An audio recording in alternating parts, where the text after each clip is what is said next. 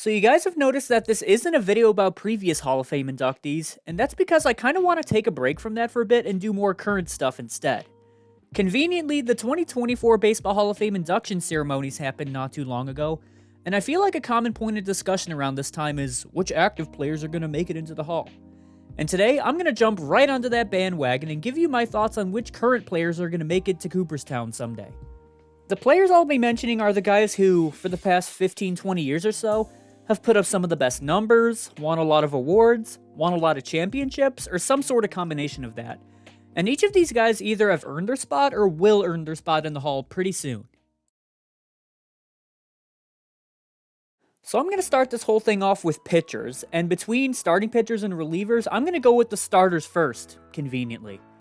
The 5 starting pitchers that are currently active that I think will make it to the Hall someday are Clayton Kershaw, Max Scherzer, Justin Verlander, Zach Greinke, and Garrett Cole. Clayton Kershaw, he doesn't need much of an introduction. He's been a star with the Dodgers ever since 2008 and has drawn lots of Sandy Koufax comparisons throughout the years. He's won 3 Cy Young Awards, won an MVP in 2014, won a World Series with the Dodgers in 2020 for better or worse for some reason, won the Triple Crown in 2011, he's led the NL in ERA 5 times, and he currently has a 2.48 lifetime ERA. He'll easily go down as the best left-handed pitcher of his time. The only real concern I have for him is his lack of playoff success, and that currently stands at a 13-13 record with a 4.49 ERA, and he might lose some votes because of that. But I think his overall greatness during the regular season more than makes up for his lack of playoff success. And don't forget too, he had one of the most dominant stretches in the early 2010s that might never be replicated again.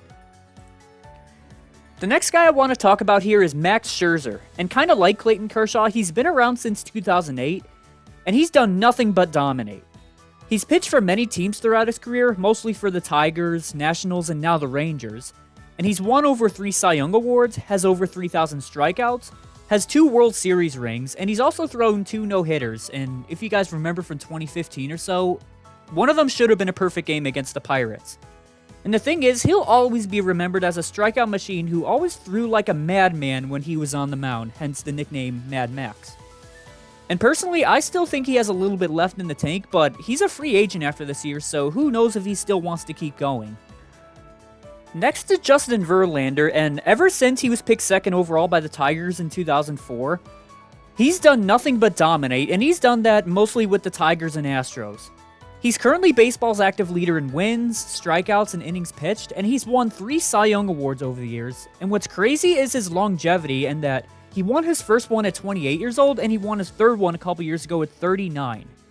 He also won the 2011 AL MVP, in which he won his first Triple Crown. And like I said about his longevity, he's still even a really good pitcher, even in his late 30s, and he's aged like a fine wine. He's gone on record saying he wants to pitch until he's 45, which I think he definitely could if he still wants to. But no matter when he decides to call it quits, he'll be an easy first ballot Hall of Famer when he's first eligible. So Zach Greinke hasn't officially retired, so I'm still going to include him in this list.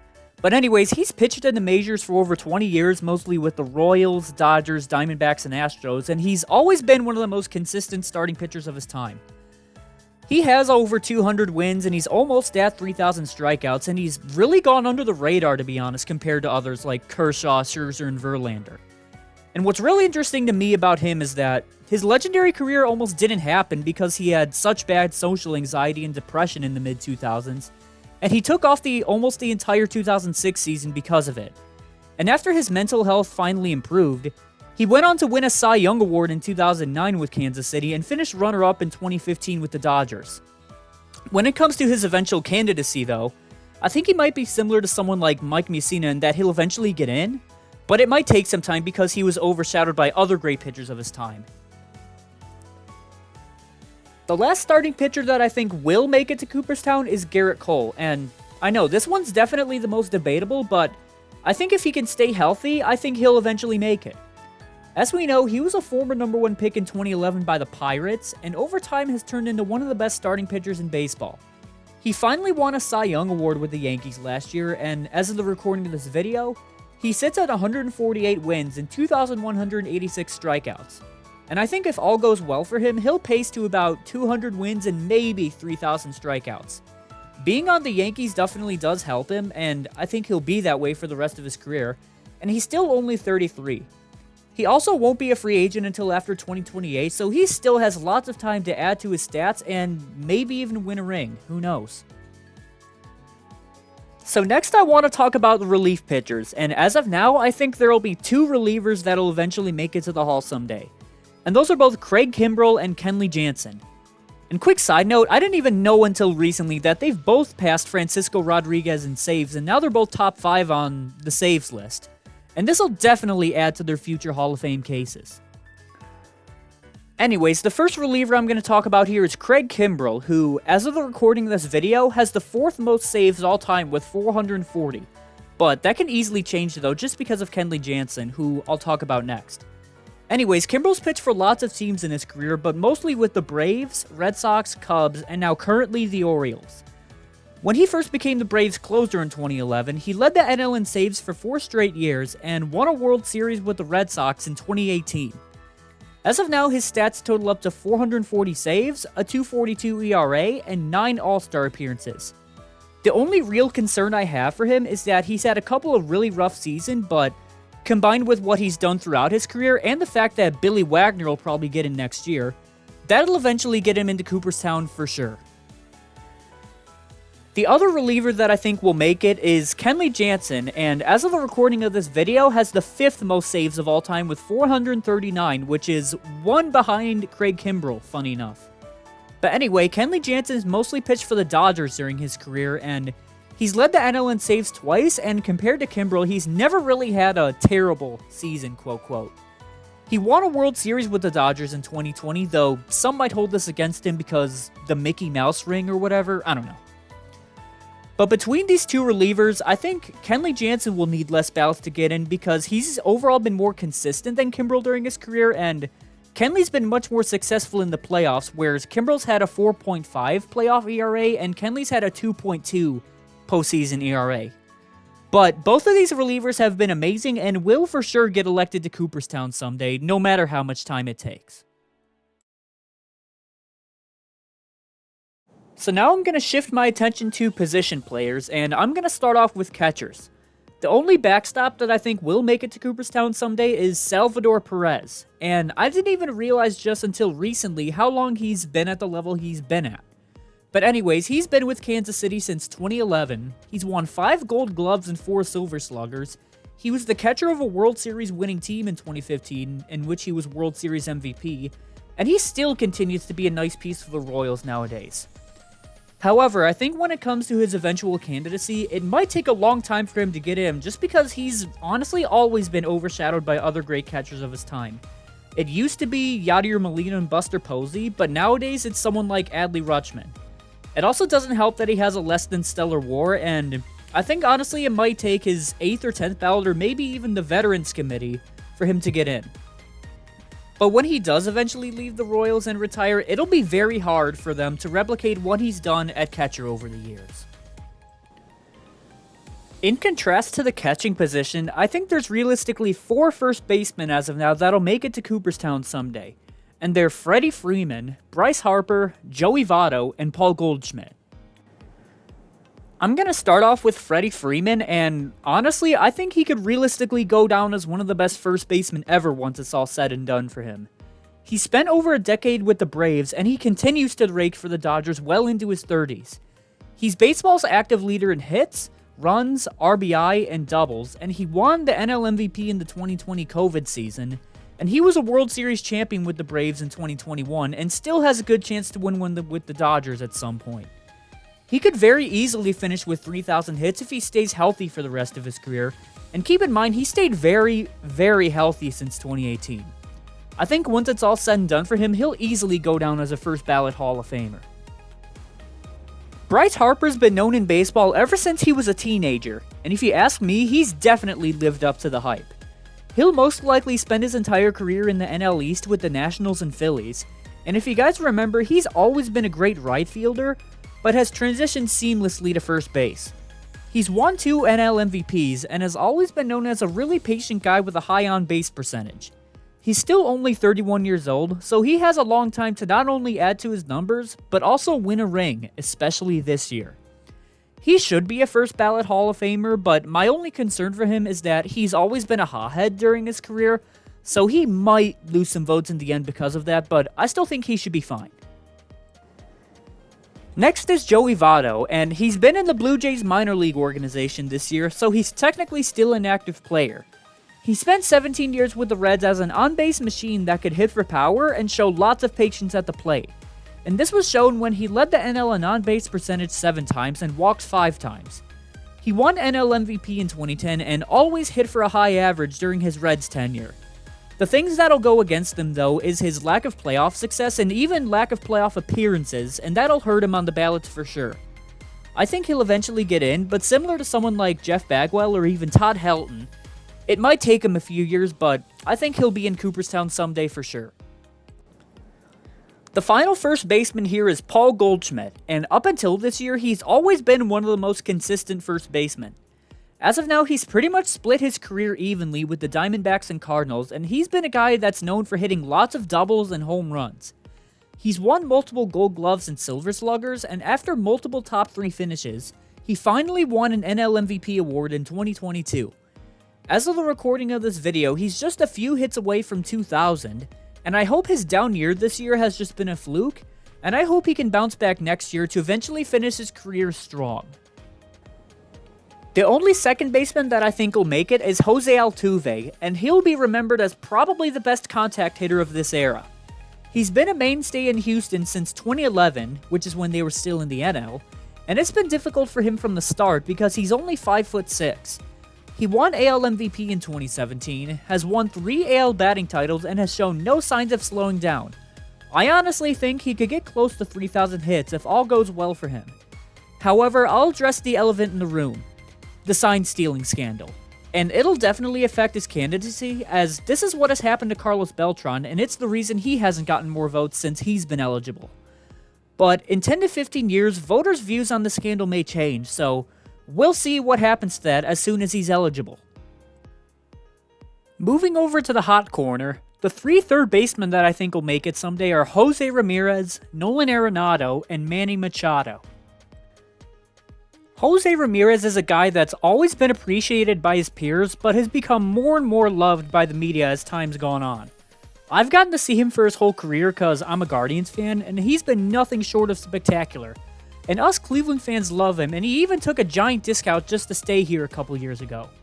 He's been the definition of consistency since around 2016, and he's had multiple top 5 MVP finishes, and he'll continue to rack up Silver Sluggers and All-Star appearances. I personally think the best case for him is finishing with at least 2,000 hits, 300 home runs, and over 1,000 RBI, which would pretty much match Scott Rowland's totals, and he got in last year. Also, the guards have been playing really good this year, and this will keep Jose's chances at getting a ring wide open. Next is Nolan Arenado, and he's a guy who's made an impact on baseball ever since he was a rookie, not only because of his bat, but because of his generational defense at third base. He spent almost a decade in Colorado and has since been traded to the Cardinals.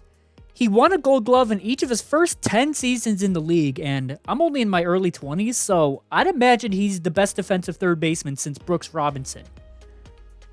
He's won 5 Silver Sluggers, 6 Platinum Gloves, has had multiple top 5 MVP finishes, and will likely finish with 2,000 hits and maybe 400 home runs.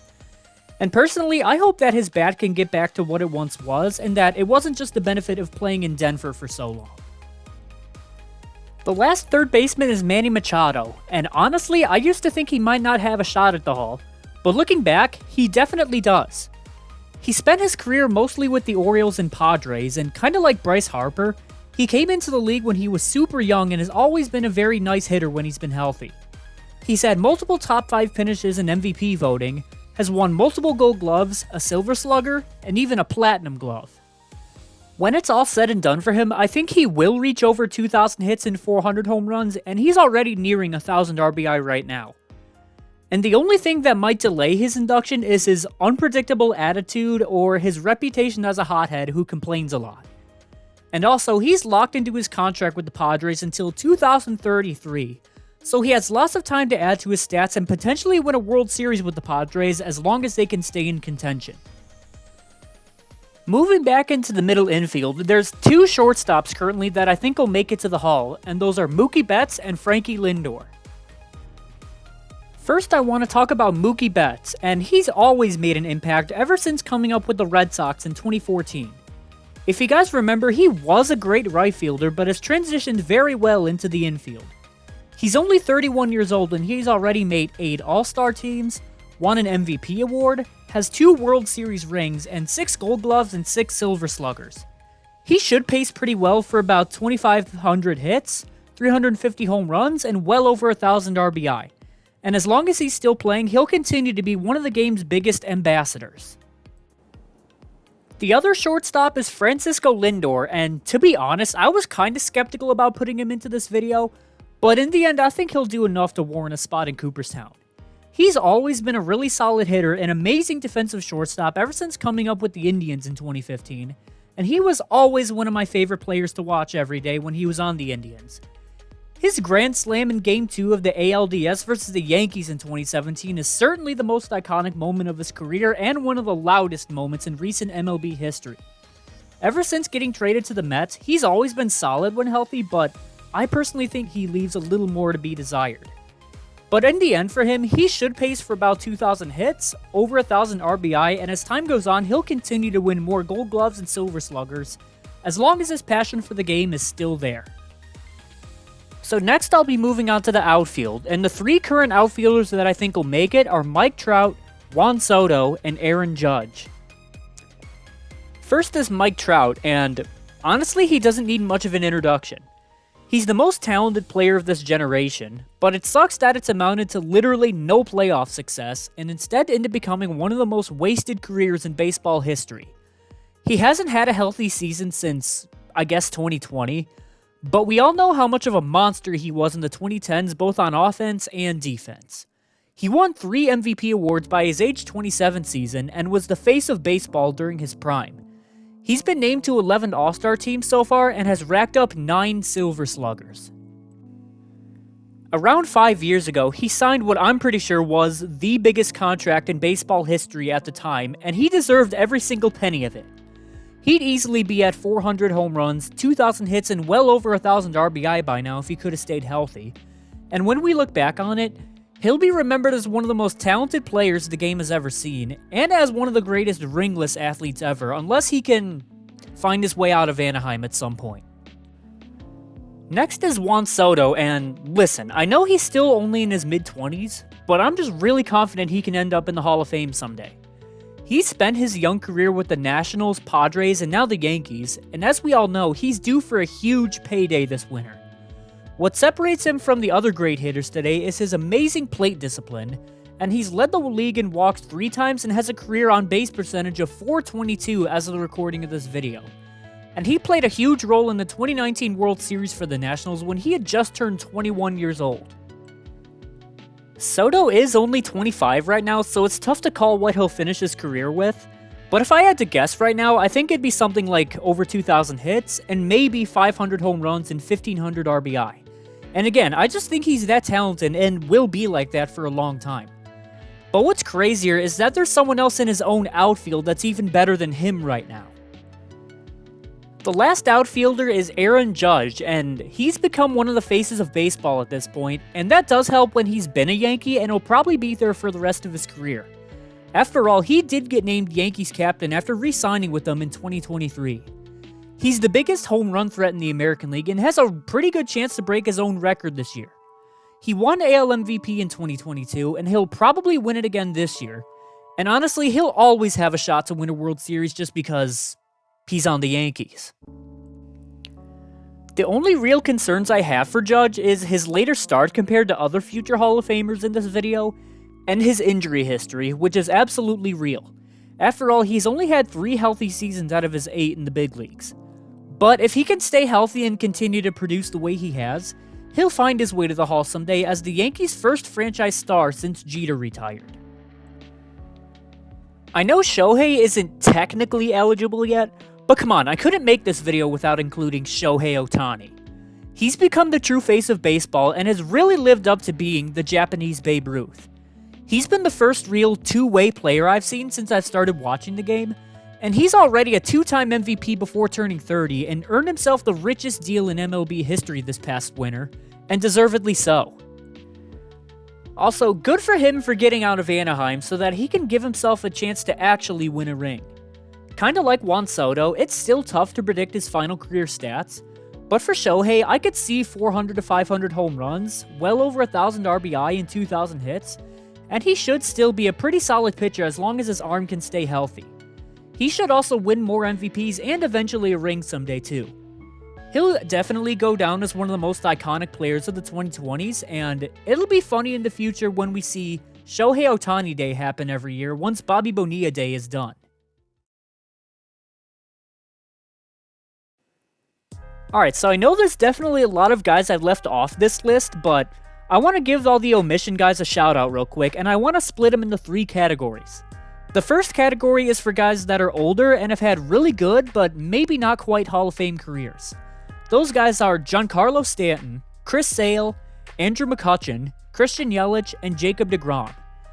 And I know a lot of people think Jacob deGrom deserves to be in, and I can see why, but he's in his mid-30s already and doesn't even have 100 wins, and I was honestly skeptical about putting him in this part of the video.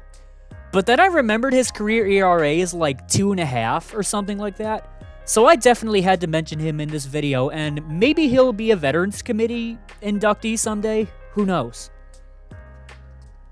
The next part is for guys that are still in their prime and have more to prove. These guys are Ronald Acuna, Yordan Alvarez, Trey Turner, Alex Bregman, Xander Bogaerts, Rafael Devers, Pete Alonso, Matt Olson, Emmanuel Clase, Josh Hader, and Corey Seager. So Ronald Acuna. Going into the season, and especially after he won MVP this past season, I thought he definitely was on his way to the Hall of Fame. But after just tearing his ACL a couple months ago, I've grown skeptical that he might not be able to stay healthy for the rest of his career. However, he definitely still has the talent to make it to the Hall, and I'm giving him the benefit of the doubt, and I hope he can definitely stay healthy for the rest of his career. I also want to talk about Emmanuel Clase real quick, because as much as I love him, he is a PED user, but in 20 years, voters might have different views about PED users than they do now, and this is going to be the same for someone I'm talking about in a moment, so I just wanted to bring that up real quick. The last group is for young guys that still have a lot more to prove, and all of these guys are either 25 or younger or have played less than 5 seasons. They're Vladdy Guerrero Jr., Fernando Tatis, Adley Rutschman, Bobby Witt Jr., Julio Rodriguez, Gunnar Henderson, Ellie De La Cruz, and Paul Skeens. And I know you're going to be like, stop. Paul Skeens just made his debut this year. Yes, I know. But I think Paul Skeens is such an interesting case for starting pitchers, and with how dominant he already is as a rookie, that I might have to make a whole nother video about Skeens in the future with, again, just how dominant he is as a rookie, and I think he could really become one of the faces of baseball in the future. But with all of those players having been talked about, thank you guys so much for watching my video, and I hope to see you guys around for my next baseball talk. Thank you.